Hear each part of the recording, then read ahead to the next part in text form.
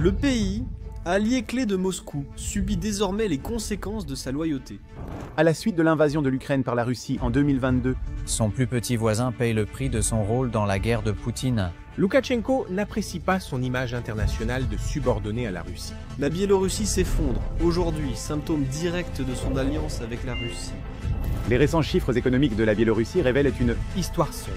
La Biélorussie dépend de plus en plus de l'économie russe. Malheureusement pour Loukachenko, l'économie russe n'est guère prometteuse En ce moment. Et la Biélorussie doit simplement subir les sanctions. Le régime de Loukachenko fait face à une triple crise. Les prix des denrées alimentaires flambent, la production industrielle stagne, et le pays perd des travailleurs à cause d'une émigration massive. Pendant ce temps, les sanctions occidentales, les plus sévères de l'histoire de la Biélorussie, ont paralysé l'économie, forçant son produit intérieur brut à diminuer de manière considérable. La crise est un effondrement total. L'économie stable est désormais exposée et Loukachenko perd le contrôle. Sa seule solution ? Plonger davantage la Biélorussie dans la dépendance à une Russie affaiblie, risquant de perdre toute souveraineté. Pourtant, malgré des décennies de sanctions, de manifestations, d'isolement et même une guerre chez le voisin, elle tient toujours debout. Son économie est faible, mais ne s'est pas effondrée.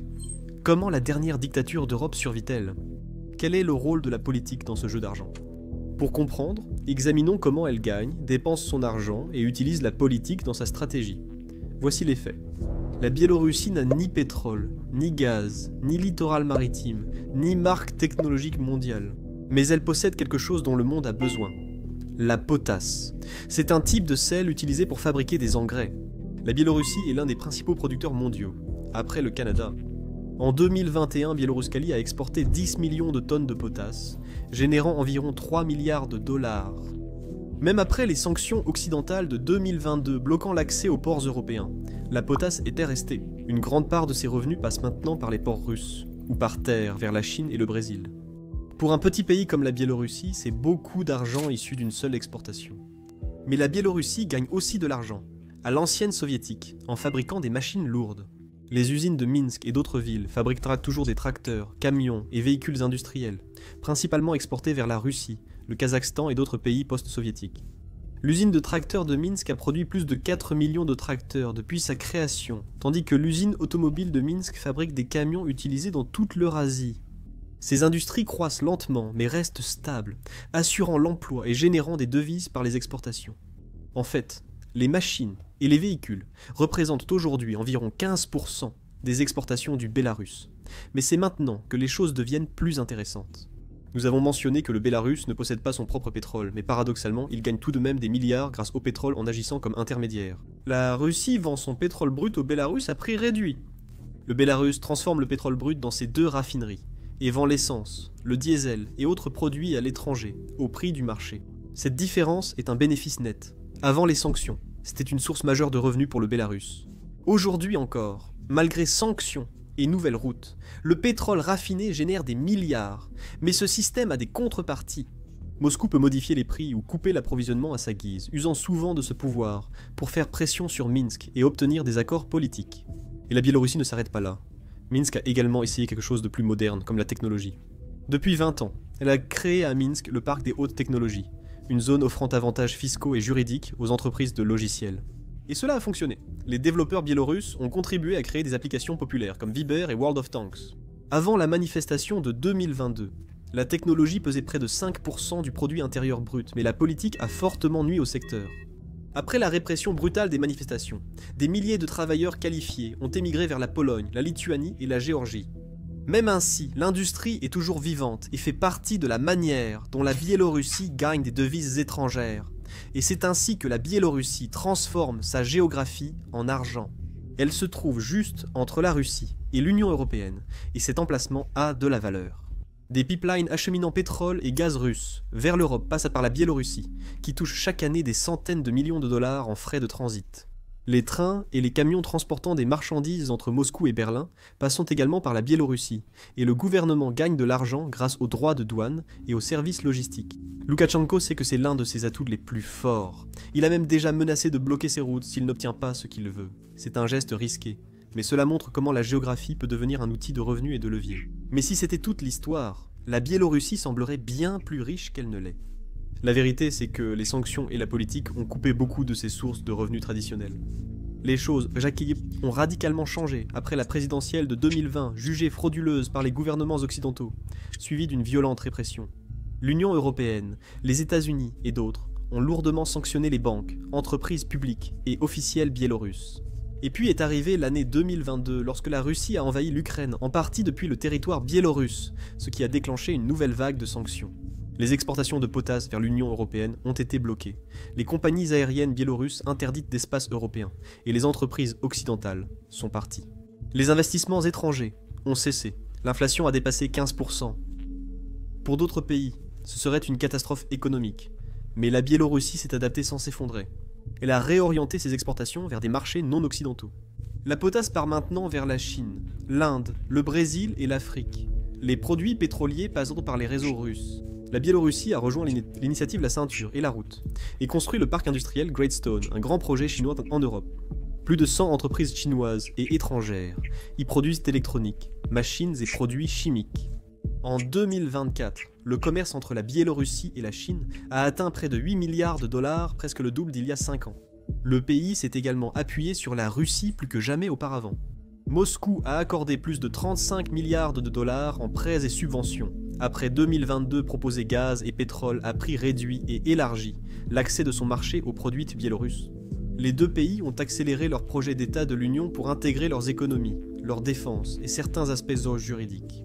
Cette intégration a aidé la Biélorussie à contourner des sanctions et à garder ses flux financiers, mais elle la rend aussi plus dépendante de Moscou. Si l'économie russe va mal, la Biélorussie en subit aussitôt les conséquences.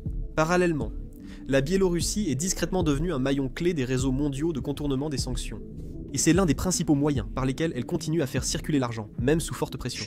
Depuis 2022, les voitures, machines, électroniques et produits de luxe européens interdits en Russie passent d'abord par la Biélorussie, puis entrent en Russie avec de nouveaux documents. Ce commerce caché vaut des milliards, et il aide à la fois Minsk et Moscou à faire tourner leurs économies malgré les sanctions. C'est risqué et souvent discret, mais c'est devenu une source de revenus essentielle. La Biélorussie s'est transformée même l'isolement en opportunité. Cette capacité à trouver de l'argent dans des lieux inattendus existe aussi dans le pays. Au-delà des accords officiels et du commerce illégal, le gouvernement compte sur des flux financiers réguliers. L'un des plus importants est le transfert de fonds. Chaque année, les Biélorusses à l'étranger envoient environ 1 milliard de dollars, surtout depuis la Russie, la Pologne et la Lituanie. Beaucoup de gens sont partis après les manifestations de 2020, et encore plus sont partis après 2022. Mais ils n'ont pas complètement coupé les liens. Leur argent soutient les familles, alimente les dépenses locales, et apporte des devises étrangères dont le pays a grandement besoin. Dans un système où chaque dollar compte, ce flux privé devient essentiel à la survie de l'État. De plus, ce ne sont pas seulement les personnes à l'étranger qui soutiennent le système. Les petites entreprises en Biélorussie jouent aussi un rôle clé. La majorité des grandes industries sont contrôlées par l'État, tandis que de nombreux petits commerces et services locaux pallient les manques du gouvernement. Certaines agissent dans des zones grises légales, et les autorités ferment souvent les yeux car elles allègent la charge de l'État. Les taxes, frais et permis de ces petites entreprises augmentent discrètement les recettes de l'État. Même Loukachenko reconnaît que le privé est devenu indispensable à l'économie, bien qu'il lui reste méfiant. Tout cela tient à un pilier plus large, souvent négligé, de la survie du Bélarus, ses liens militaires et sécuritaires. Un secteur qui était bien plus important économiquement qu'il n'y paraît à première vue. Le Bélarus a hérité une grande partie de l'industrie de défense soviétique et continue aujourd'hui de produire et exporter armes, véhicules, radars et équipements militaires. Une grande partie de cette production repose sur des conceptions éprouvées de l'époque soviétique. Ces produits sont vendus en Russie, en Afrique, au Moyen-Orient et dans certaines régions d'Asie, générant des devises précieuses et maintenant des milliers d'emplois dans les usines d'État. Ce réseau de défense va bien au-delà de la fabrication. Depuis 2023, la Biélorussie héberge des armes nucléaires tactiques russes, renforçant sa coopération militaire et son rapprochement avec Moscou. Des milliers de soldats russes stationnent en Biélorussie, utilisant ses bases et centres logistiques comme zone de lancement et tampon dans la guerre en Ukraine. Moscou finance en grande partie les infrastructures militaires, routes, logements, carburant et transports pour ses forces. Ces dépenses injectent directement de l'argent dans l'économie biélorusse, soutiennent les entreprises locales et financent des projets de construction qui offrent des emplois aux travailleurs biélorusses. Cet arrangement offre aussi des avantages indirects. La présence des forces russes signifie plus d'exercices militaires conjoints, de transferts de technologies et de projets de défense partagés. Tout cela renforce la base militaro-industrielle de la Biélorussie et donne à ses ingénieurs accès au financement et à l'expertise russe. Vous pouvez donc voir clairement que ce n'est pas seulement une question d'argent et de commerce, c'est aussi une question de pouvoir. Et dans ce pays, les deux sont profondément liés. Le président Alexandre Loukachenko dirige depuis 1994. En 30 ans, il a bâti un système où économie et politique se renforcent mutuellement. L'État contrôle la majorité des grandes entreprises, de la potasse au pétrole, en passant par la machinerie et l'énergie. Cela signifie que le gouvernement ne se contente pas de percevoir des impôts auprès d'elles, il décide aussi de leur fonctionnement, de qui les dirige et de l'affectation de leur argent. Emploi, contrats et investissements profitent donc souvent aux fidèles de Loukachenko, leur loyauté étant récompensée par richesse et influence. C'est ainsi qu'il garde l'élite près de lui et empêche les rivaux de prendre trop d'importance. Dans ce vaste système d'entreprises étatiques, la corruption et les accords douteux sont omniprésents. C'est pourquoi la machine fonctionne même en période de pression économique. En Biélorussie, les bonnes relations comptent souvent plus que la qualité des produits ou services. Les chefs d'entreprise proches du gouvernement gagnent souvent des contrats publics, obtiennent des prêts avantageux ou des allègements fiscaux inaccessibles à leurs concurrents. Le pouvoir en Biélorussie ne dépend pas seulement des élites. L'État cherche aussi à apaiser les citoyens, en offrant subventions et aides sociales, instaurant un sentiment de sécurité. Gaz, électricité, chauffage sont très subventionnés, et les transports publics à Minsk coûtent moins qu'un café. L'éducation et les soins de santé restent gratuits, et même si les pensions sont faibles, elles sont versées à temps. Ces politiques ne rendent pas riches, mais donnent une impression de stabilité. Dans une région où l'Ukraine et la Moldavie ont alterné croissance et crise, de nombreux Biélorusses acceptent ce compromis. Loukachenko répète sans cesse le même message, affirmant qu'ils sont stables et résistants face au danger occidental. Cependant, cette stabilité est fragile. Depuis 2020, les salaires réels stagnent et l'inflation grignote les économies. Le salaire moyen mensuel est d'environ 1800 roubles biélorusses, 550 $, loin des 1700 $ en Pologne. Et cet écart rend difficile de convaincre les jeunes de rester. Plus de 30 000 Biélorusses sont partis depuis 2020, beaucoup d'entre eux étant jeunes, instruits et qualifiés. Leur départ compromet l'avenir du pays, notamment en technologie et ingénierie.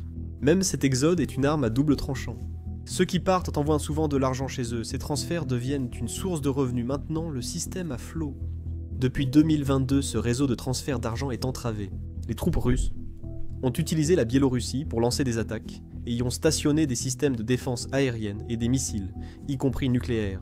La Russie fournit toujours gaz et pétrole bon marché, accorde des prêts évitant la faillite budgétaire et garantit un marché aux produits biélorusses.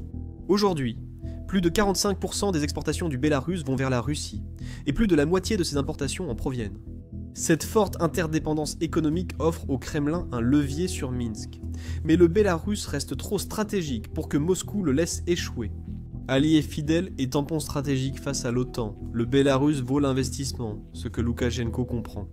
En plus de la Russie, la Chine est devenue un acteur clé dans l'équilibre du Bélarus.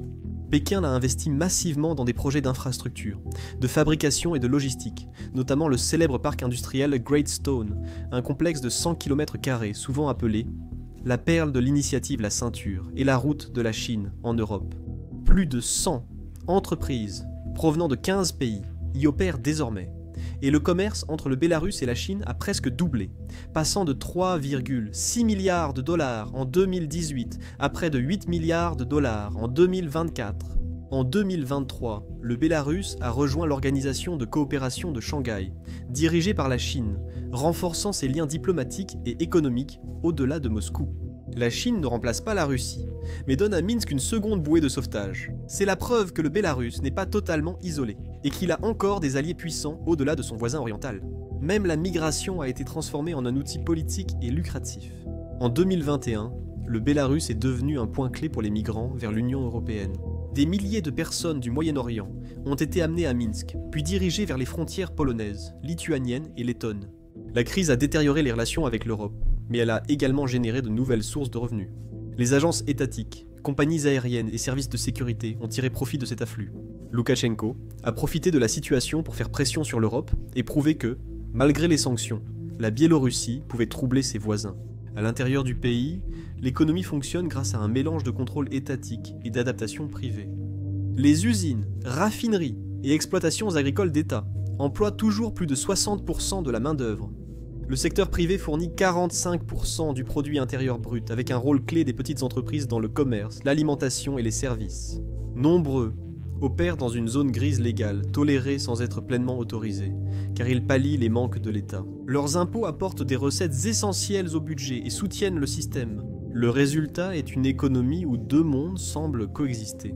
À Minsk, centres commerciaux, cafés et start-up technologiques donnent à la capitale une ambiance européenne. Dans les petites villes, les usines soviétiques fabriquent toujours des machines peu modifiées depuis des décennies. Certaines familles cultivent des légumes dans des potagers pour compléter leur alimentation, tandis que d'autres conduisent convoitises des voitures européennes importées, achetées d'occasion via la Russie. Malgré des salaires bas et l'inflation, la plupart des Biélorusses demeurent prudents politiquement. Ils dénoncent les problèmes économiques, mais redoutent qu'un changement brusque n'entraîne chaos ou guerre. Rappelez-vous, Loukachenko s'appuie fortement sur cette peur, l'utilisant pour justifier ses politiques et se présenter comme le seul garant de l'ordre. Mais en profondeur, les fissures deviennent impossibles à ignorer. Les manifestations de 2020 ont montré l'ampleur de la colère publique, et malgré la répression, le mécontentement demeure. Les sanctions occidentales pèsent donc toujours sur l'économie. L'inflation, bien qu'inférieure à son pic de 2022, tourne encore autour de 75% en 2024, et les réserves de devises étrangères restent faibles. La dette extérieure dépasse 18 milliards de dollars, les nouveaux prêts venant surtout de Russie ou de Chine, qui exigent des concessions politiques. De plus, la diminution de la main-d'œuvre devient un défi majeur, des centaines de milliers ayant quitté le pays depuis 2020. La population du Bélarus, autrefois supérieure à 10 millions, pourrait passer sous 8,5 millions d'ici 2035 si la tendance continue. Ce déclin accéléré menace la stabilité qui a permis au système de Loukachenko de durer. Le Bélarus se trouve dans une situation complexe. Son économie dépend fortement de la Russie, ce qui est à la fois un atout et un risque. Si l'économie russe faiblit à cause de la guerre ou de sanctions, le Bélarus en subira aussitôt les conséquences. Si la Russie insiste trop sur l'intégration, Loukachenko risque de perdre l'indépendance qu'il veut préserver. Le Bélarus sait qu'il ne peut pas compter uniquement sur la Chine, ni sur son aide financière et commerciale. L'intérêt majeur de la Chine est la stabilité interne et l'accès au marché européen, non le Bélarus. Si ces intérêts évoluent, le Bélarus pourrait perdre de nombreux amis.